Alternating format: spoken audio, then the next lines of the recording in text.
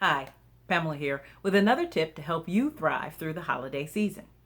You know, there's another person who, for some of us, for a lot of us, who comes out during the holiday season, during the month of December in particular. We all know that at the end of November, Santa Claus appears, and this jolly guy who comes out and checks the list to see who's naughty and nice and gives out Christmas toys. But somebody else comes out along with Santa Claus, and I don't mean Rudolph and I don't mean Frosty. I mean the one that appears in you. It's your Superwoman. Your Superwoman tends to pop out in the month of December, and any month when there's a lot going on and there's a lot that has to happen and somebody needs to take on the responsibility. Who volunteers? Your Superwoman. Not necessarily you, and sometimes you think to yourself, did I say I was going to do that? That's not what I intended to do. God, that just popped out of my mouth before I even thought about it. That's your Superwoman. Your Superwoman is taking over. And what we need to do is make sure that we don't fall into the Superwoman syndrome. We don't fall into the I've got to do it because nobody else can do it.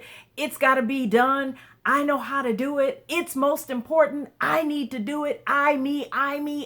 Stop it. You don't have to do it all yourself. You don't have to be the one that cooks Christmas dinner all by yourself. Parcel that crap out. You do one meal, one piece. Somebody else can do another piece. Somebody else can do another piece.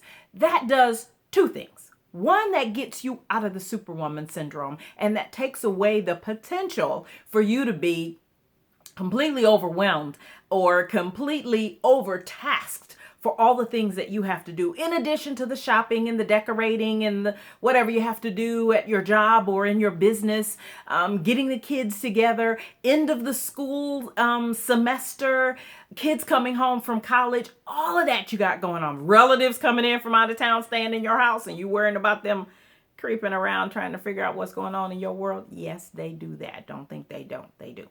Anyway, what you need to do is separate that stuff so that it all doesn't fall on you.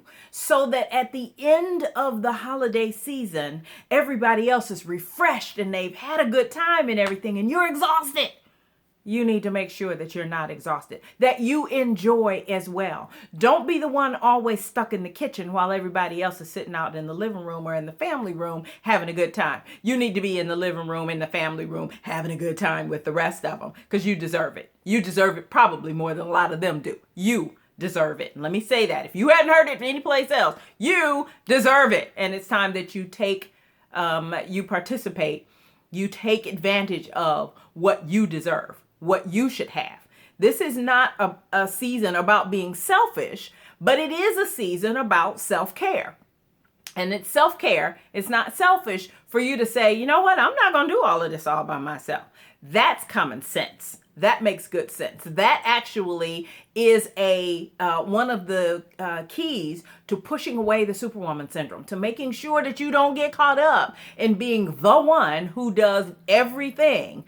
And a lot of us get into the Superwoman syndrome because, quite honestly, we like the credit. We like to be, oh, Sister Pam did that and it was wonderful. You know, she does that every single year. And I'm not even going to worry about it because this year coming up, we just going to let Sister Pam do it. No, Sister Pam needs to say, you know what? I need the rest of y'all to help me with this. I need you to do this. I need you to do that. And yeah, there are going to be some people in the congregation, in the church, in the community, in the family that's going to say, oh, I thought you had it all together. All of a sudden you can't do it. What's wrong? What happened? What's wrong with you? Nothing's wrong with you. You got good sense now. Yeah, you got good sense. Nothing's wrong. The response back to that question, if you need a response, is nothing's wrong with me. I just need you to be involved. And leave it at that. You don't have to explain it. I just need for you to be involved. The second thing that it does is it gets other people involved. Now, some of the people who normally don't have anything to do or do not participate, either because they feel left out because nobody's asked them to do anything, or they feel that they're not good enough to do anything because they never get an opportunity to do anything. You're letting other people in. You're letting other people take some of those responsibilities. And don't forget kids. And kids are not too small, okay, for them to get into the game. There are things that they can do to help you out when you're decorating. There are things that they can do to help you out when you're cooking. I did a video about that, about letting the kids snap beans or to separate the vegetables or whatever it is that's small enough to get them engaged and stop them from running around the house driving you crazy, is the thing that you need to do to get them engaged and make them a part of it, and then make them feel special. Say, oh, little Tommy did this and this, put the napkins out on the table for our dinner. And then little Tommy feels like, oh, I did something and mommy acknowledged me. Okay, that sounds kind of contrived the way I said it, but and you may not have a little Tommy in your house. But the point is, they're participating. They are participating in making the event, making the holiday what it is. They're not just on the sidelines, or they're not just in the way, they're actually participating. In the same way, you can get your elderly relatives engaged as well. A lot of times our grandmothers, our aunties, our auntie moms, our play moms, our godmothers or whatever have gotten to the point where they're just not able to stand and cook as much as they used to. They don't have to. Have them sit at the table and toss, the vegetables in with the dressing that you have, or to mix the salad, or have them to lay out the tables, put the spoons and the napkins. And a lot of times the grandkids and the grandparents can do that together. And that's something that gives them an opportunity to do something together. Look, December is the month of opportunity. Take advantage of all of those opportunities to bring people together, to do things as a union, as a group, and to take some of that responsibility off you. And if you're looking for credit, you can always go down to the furniture store. Sorry, that's an old joke. Anyway, remember that credit can be shared. It doesn't have to be all you. It can be partly you, but somebody else needs to learn too. At some point, you're going to have to pass that torch along. And if nobody else has come along with you along your way and learned how you do what you do so that they can develop their own style of doing what you do when you were doing it, then you leave a void.